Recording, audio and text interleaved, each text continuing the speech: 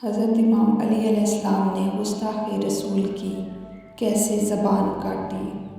حضرت محمد صلی اللہ علیہ وآلہ وسلم کے مدنی دور میں جب وہ مدینہ ہجرت کر چکے تھے، کسی گستاخ رسول نے نبی پاک صلی اللہ علیہ وسلم کی شان کے خلاف شعر لکھے اور پڑھے۔ جب صحابہ کو معلوم پڑا تو انہوں نے رستے میں جاتے ہوئے اس شاعر کو پکڑا اور بوری میں بند کر لیا۔ بوری لے کر حضرت محمد صلی اللہ علیہ وآلہ وسلم کے حضور پیش ہوئے اور بوری کو پھینکتے ہی بولے، یا رسول اللہ صلی اللہ علیہ وآلہ وسلم، اس آدمی نے آپ کی شان میں گستاخی کی ہے اور گستاخانہ شعر لکھے اور پڑھے ہیں۔ تو نبی پاک صلی اللہ علیہ وآلہ وسلم نے حکم دیا کہ اس کی زبان کاٹ دو۔ تاریخ لرز گئی۔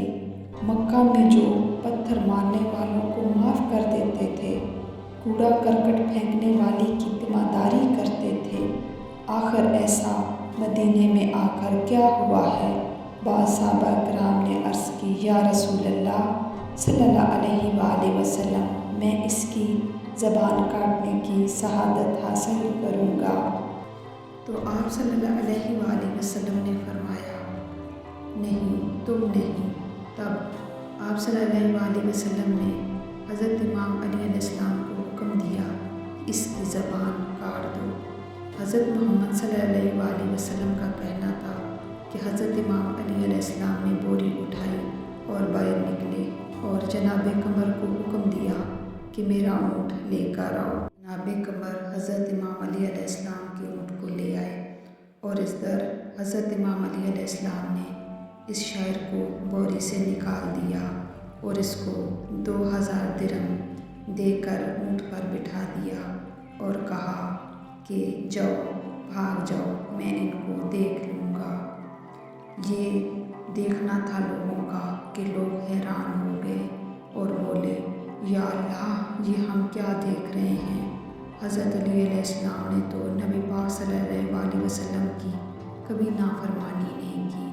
لوگ حضرت محمد صلی اللہ علیہ وسلم کی طرف بھاگے اور آپ کے پاس جا کر شکایت کرنے لگے، یا رسول اللہ، یا رسول اللہ، آپ نے تو فرمایا تھا کہ اس کی زبان کاٹ دو، لیکن حضرت امام علی علیہ السلام نے تو اس گستاخ رسول کو 2000 درہم دیے اور آزاد کر دیا۔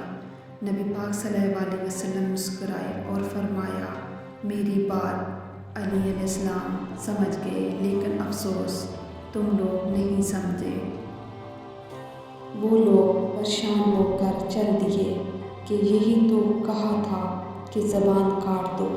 حضرت علی علیہ السلام نے تو کاٹی ہی نہیں، لیکن اگلے دن صبح جب فجر کی نماز پڑھنے کے لیے گئے تو کیا دیکھتے ہیں کہ وہی شاعر وضو کر رہا ہے۔ پھر مسجد میں جا کر نبی پاک صلی اللہ علیہ وسلم کے قدم چومنے لگا اور جیب سے ایک پرچی نکال کر کہتا ہے کہ یا رسول اللہ صلی اللہ علیہ وآلہ وسلم، یہ میں نے آپ کے لیے نعت لکھی ہے۔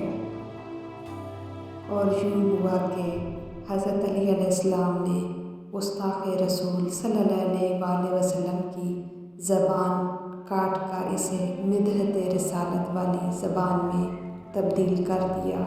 اگر ویڈیو پسند آئی ہو تو ویڈیو کو لائک، چینل کو سبسکرائب اور اپنی قیمتی رائے سے آگاہ کرنے کے لیے کمنٹ لازمی کیجیے گا۔